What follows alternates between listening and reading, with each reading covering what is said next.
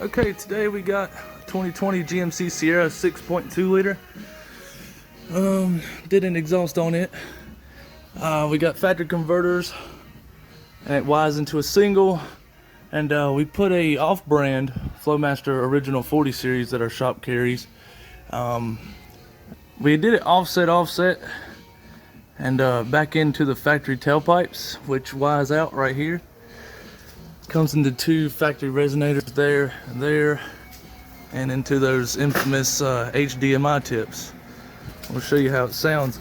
The reason why we did it, he didn't even want to do it, but the exhaust valves and the factory muffler had started rattling on startup and decel, and he was absolutely tired of it and didn't want to wait for an OE style muffler to come in. So he said, you know what, I'm gonna bite the bullet and make it louder. So yeah, I did just that, made it louder. I'll show you guys what it sounds like in just a sec.